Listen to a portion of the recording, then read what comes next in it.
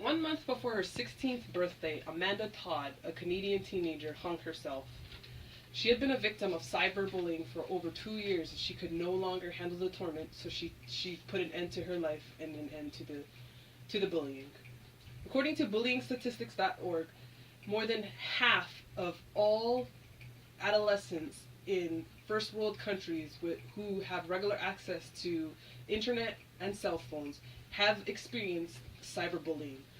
1/3 of all those teenagers have experienced a cyber threat. Less than 3% of those teenagers will ever tell their parents or any other adult that they've experienced this crime. Today we're going to explore cyberbullying, its victims, what exactly it is, and what's being done to prevent it. So, what exactly is cyberbullying? According to the National Crime Prevention Council, cyberbullying is defined as the process of using the internet, cell phones, or another electronic device to send or post text or images intended to hurt or embarrass another person. So basically what this means is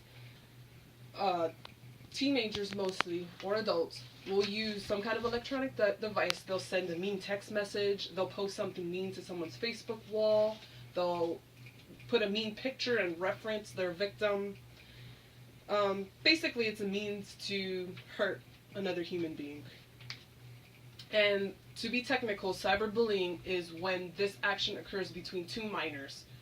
If the action is an adult towards a minor, the correct term is cyber stalking. This is Amanda Todd. This is the girl I was talking about. When she was 13 years old, she befriended a stranger in a chat room. She believed this stranger to be a male around her same age.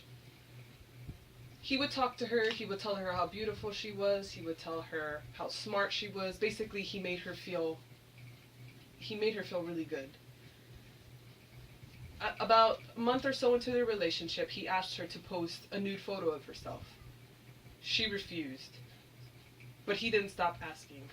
He kept asking, weekly, monthly, until a year had passed. She felt more comfortable with him. He continued to say nice things to her, earn her trust, and she finally gave in. She flashed her boobs to the webcam. A few days later, she received a threat from him. He told her that if she didn't expose herself more to him or perform for him, that he would send the picture of her boobs to her family and friends. Amanda Todd refused.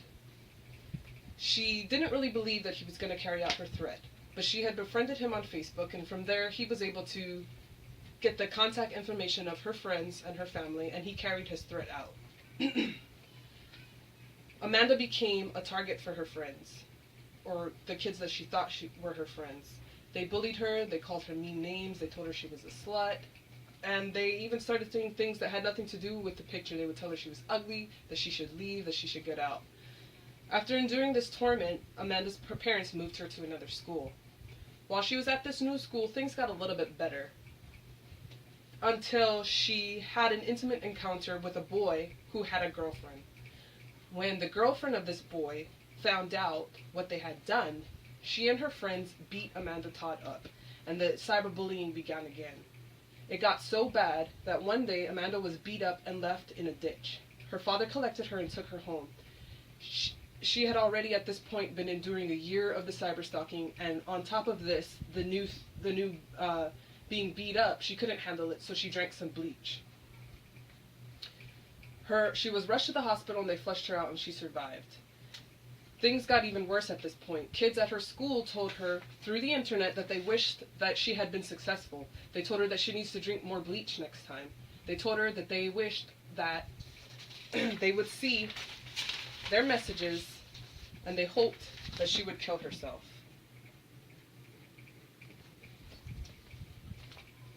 Amanda went on YouTube and posted an 8-minute, 55-second video in which she used a series of flashcards to explain her story, in the hopes that she could get the word out that for when she needed help and that this was going on with other kids.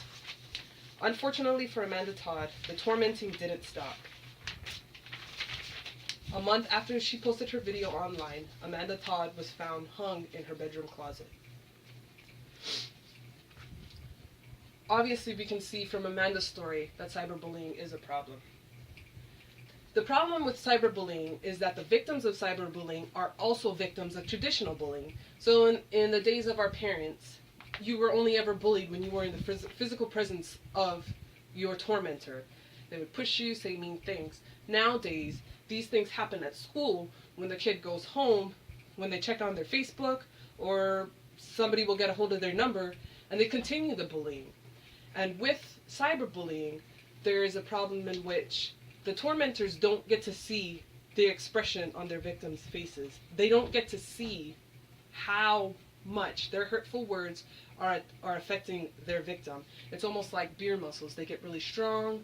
They think they're invincible because they are able to hide behind the computer screen. 8% of all cyberbullied victims will attempt to commit suicide. This number is staggering considering that half of all adolescents, this is 13 to 17-year-olds, will experience this in their teenagehood.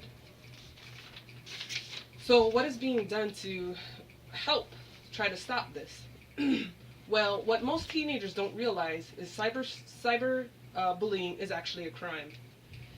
There was even a story out of Seattle in which an 11 and 12-year-old girls were prosecuted.